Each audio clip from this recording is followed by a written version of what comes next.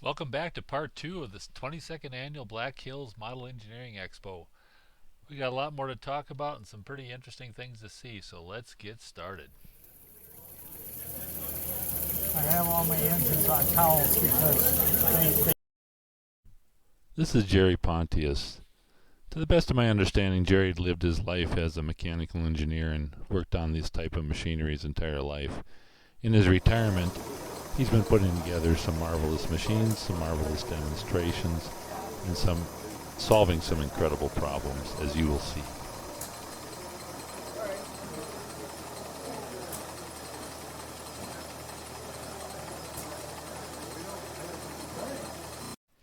This is a steeple engine built from bar stock. Jerry did this engine, and I think the name is apparent if you look at the rather elaborate camshaft in the camshaft guides. It appears to be a church steeple.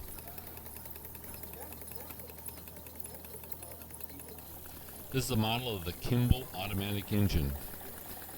Its features, per the advertiser, comment on there does not appear to be any need for a heater. The engine is light. The base is built in so you don't have to mount the foundation into the building. It saves on friction and saves on fuel. The results are astonishing. Here's Jerry's actuator engine. This actuator is an air-driven device that's used on the end of a robot arm to grab product or to move product.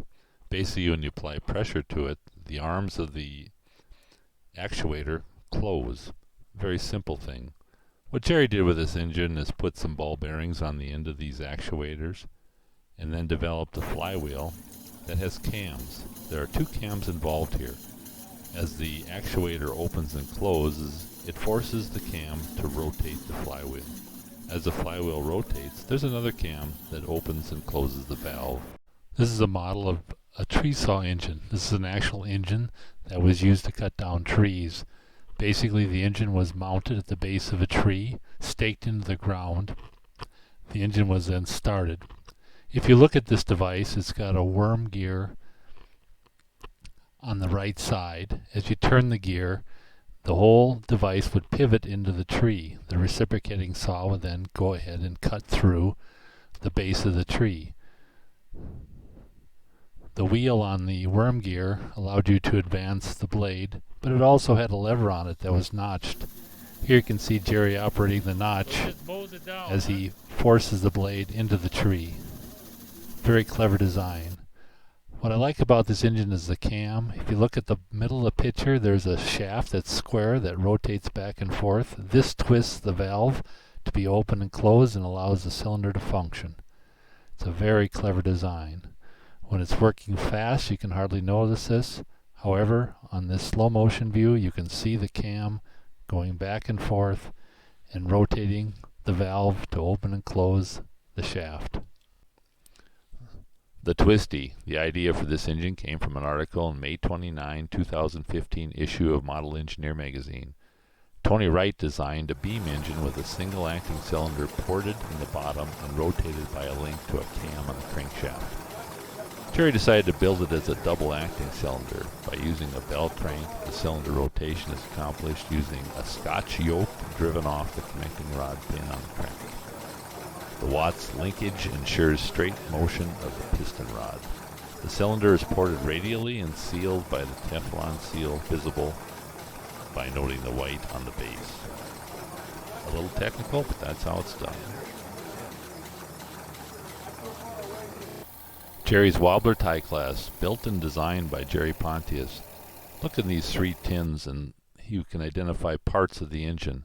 A tiny crankshaft, a main bearing, a piston assembly. Also, when you look at the tie, sometimes it's difficult to even notice that it's running, so look closely. Over Jerry's career, he's garnished a few awards. The most interesting story is the tie class. He tells me that he attended a show and was wearing the tie clasp. In his pocket, he carried a bulb inflator that is used to pump up a blood pressure cuff. As he pumped the bulb, the engine ran on his tie. People were so intrigued with this that he ultimately walked away with the prize for the People's Choice Award at the show. If things aren't complicated enough, Jerry has both an answer and a solution to issues that can only plague him. In developing one of his model engines, he has a threaded shaft that he needs to put a nut on. The nut is absolutely tiny. Also, the access to it is somewhat limited, so he needed a mechanism to put these nuts on top of the shaft and rotate them to get the nuts started. He developed this small tool. As you noted, there's a knurled knob that you can turn that has an eccentric on it that causes a shaft to both go in and out and up and down. The shaft is connected by a sliding groove that allows it for these motions. In the very end of the shaft, there is a small cup in the shaft that actually can grab the nut and rotate it. At the very end of this tool is a threaded piece of rod that holds a tiny, tiny nut. In order to use this tool, you take the tiny nut and you thread it onto the end of the tool on the rod. Then you take the rod and you hold it over the bolt where it is to be applied. By turning the knurled knob, the shaft spins the nut off of the threaded rod at the end of the tool and onto the bolt in the model. Once the bolt has been started, you can reach in with a tool, a finger, or a forceps and advance the nut down to the base and tighten it up. This piece of equipment is magical, and only Jerry would need it. This is a video of the nut starter, and that you can see how he's twisting the handle, and the handle is reciprocating, and there's a little arm that's going up to the tip. So right there he's a little nut on the surface there. He puts it on the end of that plastic device, then he threads it onto the end of the tool. So the nut is threaded onto the end of the tool. Then he holds the nut and the tool over the threaded rod that comes up the pipe there, and see how he turns the handle, and it's actually spinning the nut. There the nut goes on the threaded shaft, and that little tiny nut is mounted.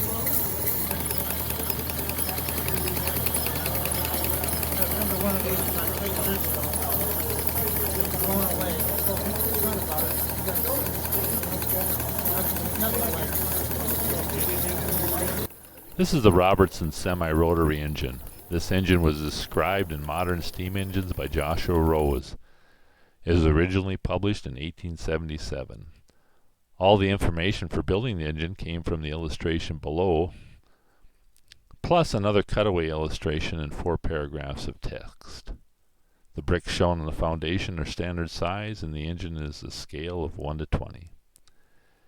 In the engine description, the author states, "A feature of this plan is that any piston leak becomes apparent at once, and the nuts being on the outside, the packing may be tightened and the leak stopped immediately, without stopping the engine.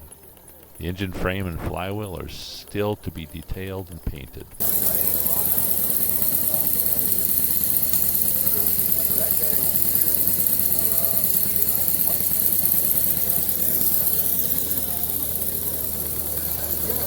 Now we're going to see some engines by Keith Ummenfum.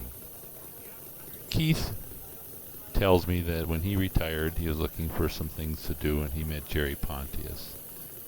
Jerry got him started making engines. Keith is basically very, very prolific and tackles one engine after another as he solves the problems and creates these small motors. Keith has a talent for solving problems and getting things done.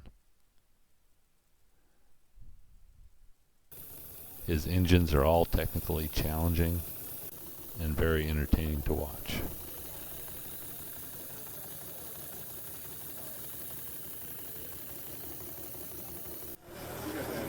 Keith made a coreless engine. We've seen this engine earlier in the video when Art Levine basically tuned up one of Cliff's engines and created the coreless engine that was seen on an earlier segment. This is a masterful execution of a smaller version of that same engine.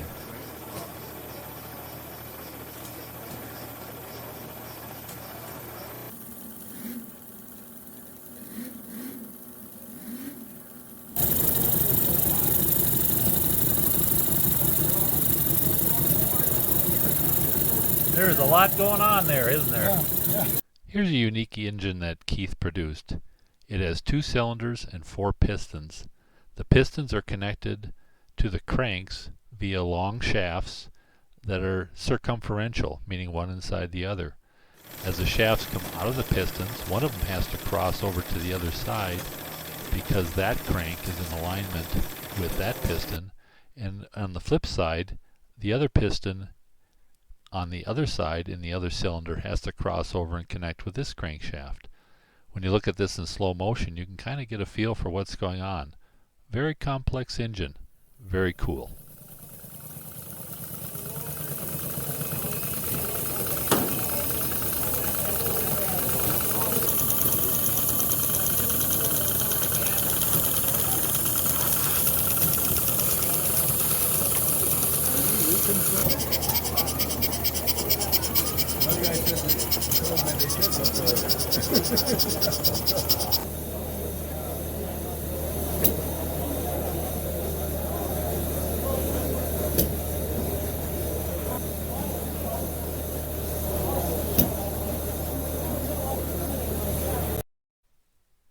I next had the opportunity to meet Paul Knapp. Paul runs the Miniature Engineering Museum in Tucson, Arizona.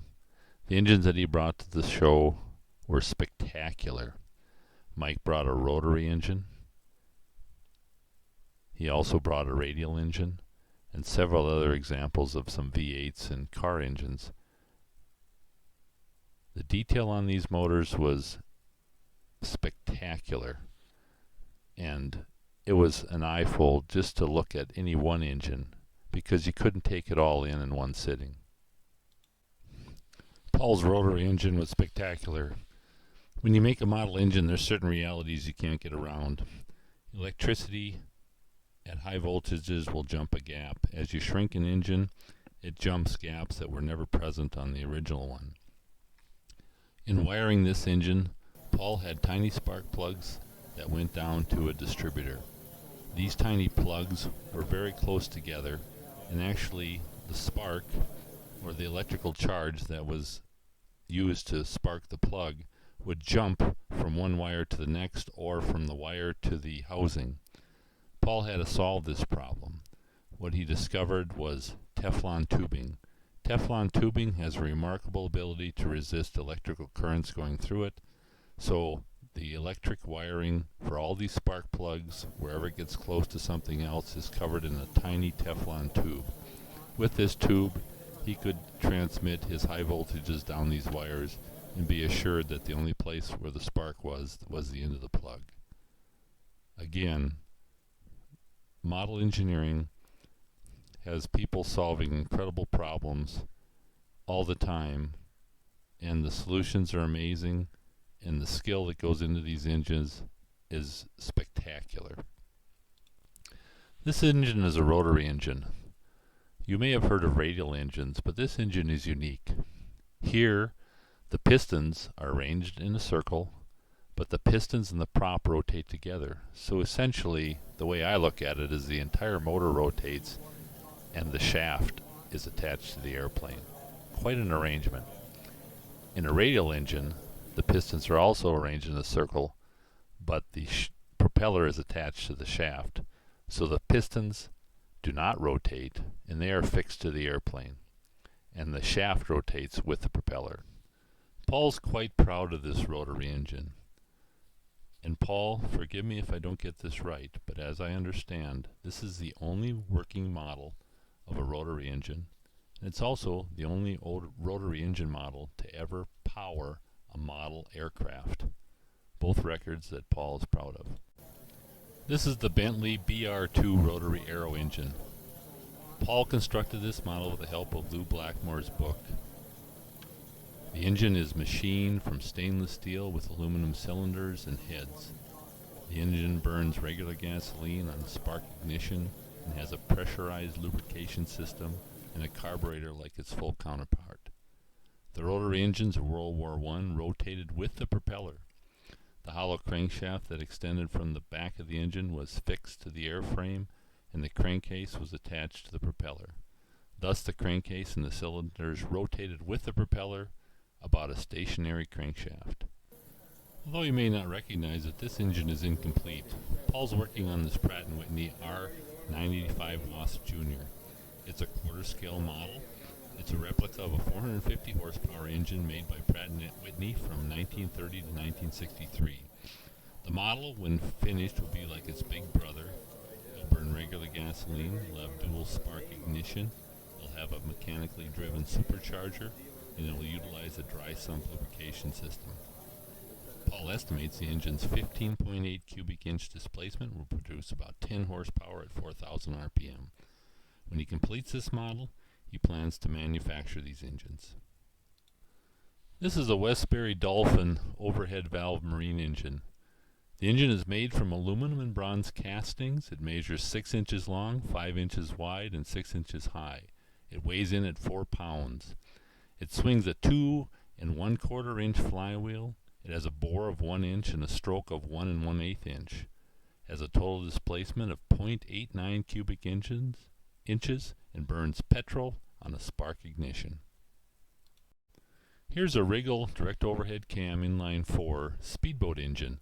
It was designed and built by Jim Riggle. This engine produced 4.5 horsepower at 1550 RPMs. This engine was utilized in racing boats and also proved to be valuable in midget race cars.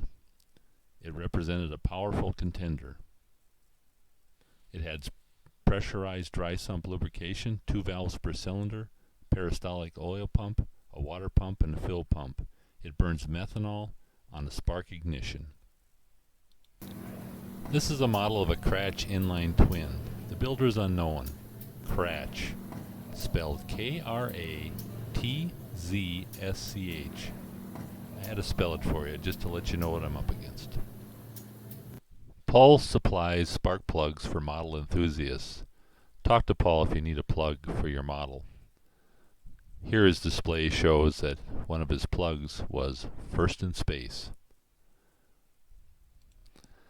This is a Herkimer OK4 2.4 military drone engine. It was designed in the 1940s. According to the limited information known about this engine, Herkimer scheduled production for a model airplane version of the engine in early 1940s. The modeler's version had a single propeller and a distributor, whereas the military version had a coaxial drive for contra-rotating propellers and dual points at the rear. As the war approached, a few were produced for military drone testing, and 1 or 2 either failed or were destroyed by the Army. Presently, this is the only known example known to exist. This represents a beautiful cutaway of a 5-cylinder radial engine. What a lot of people don't understand is radial engines have to have 5 cylinders to make the mechanism work. This cutout clearly shows the crank, the pistons, and the mechanism in action. Very interesting model that was brought by Paul. Radial engines aren't limited to 5 cylinders, but it must be an odd number of cylinders. Here's a Challenger V8 flathead automobile engine, built by Paul Knapp in 1996. Modifications to the original design include stainless steel water pump, flex fan, and a geared external oil pump. Also added is an oil filler tube with a vent cap, a dipstick, and oil drain plug. The high-rise intake manifold supports dual Walbro carburetors and a single air cleaner. The radiator was produced from a 1965 Mustang heater core and enclosed inside a custom brass-made shroud. It has a bore of 1 inch, a stroke of 1 inch, and a total displacement of 5 cubic inches. It burns unleaded gasoline and has spark ignition.